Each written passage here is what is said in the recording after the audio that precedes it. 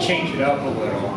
Except I'm not Scotch or Irish. Well, maybe Scotch. I looked at my DNA testing from Ancestry.com.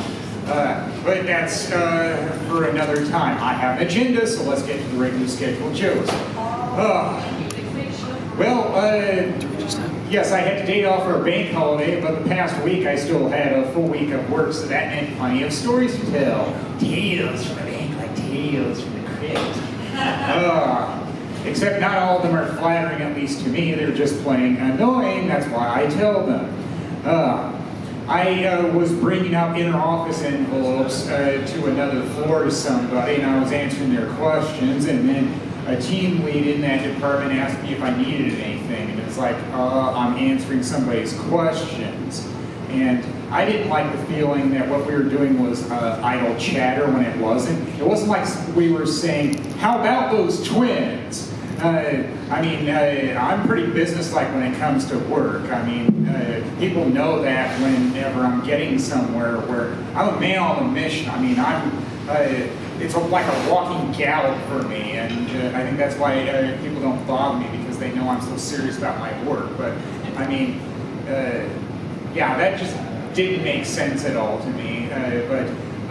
His boss is somebody I get along with, so I sent an IM, and it's like, I'll say something about it. We know that what you do is on the level. It's like, well, cool. I like having that vindication even though I don't need it.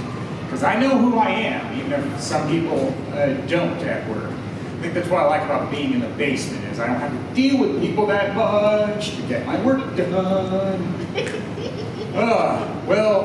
I overnight a lot of checks to people, and that means I have to deal with UPS from time to time. And one thing happened that I wasn't expecting, even though I should have, I'm just thankful it did. And that was, they weren't picking up from the box, and I started getting messages saying, where's my checks? And it's like, oh, great. Now what do I do about that? So I call somebody about it, and they try to answer my question before I'm done asking it. I worked in customer service. I did call center work, and I know you usually wait until somebody finishes before you talk. But, well, I guess he just plain didn't care. I got enough information from him that I found out that what I could do, which is schedule a shipment, schedule a pickup, I can do on my own. So, yay. As long as they pick up what goes out and then I don't get complaints, I'm fine with that. I know that not everybody is like me, where they want to be nice to everybody because they may not care as much about their work as me. They may just be there for the check, which is sad, but what do you want to do? All right, there's the main stories.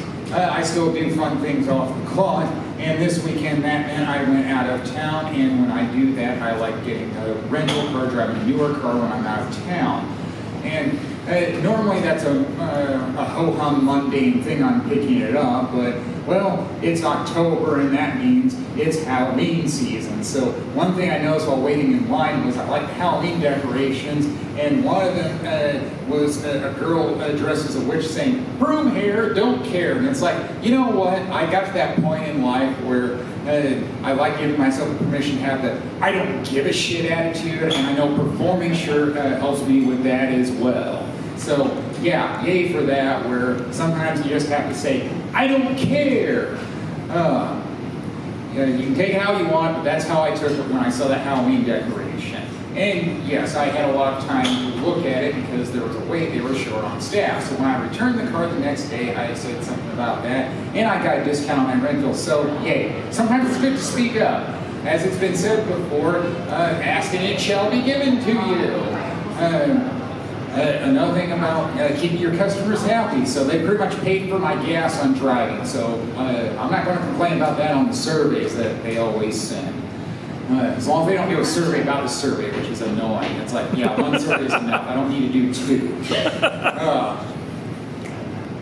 So yes, I went out of town. I went to New Ulm for Oktoberfest. I love saying that. New Ulm! Ever since I moved to Minnesota for work almost 20 years ago, I've been going to New Ulm for Oktoberfest because, well, it's just fun to go there for the food, drink, and music, and celebrating your ancestry because, well, that's part of who I am. Or my immigrant great-grandparents gives me that. What I like is when I go to a place I've been to before is try to change things up a little on what I do, or sometimes they just do that for you. And it also makes a difference if you get there a little earlier. So I got there by midday. I mean, it takes a while to drive there, over an hour, almost 2. So yeah, I got there at lunch, and then I had a little extra time to do other things like go to an art gallery. And I'm going to remember this art gallery because they had an artwork there with a train wreck.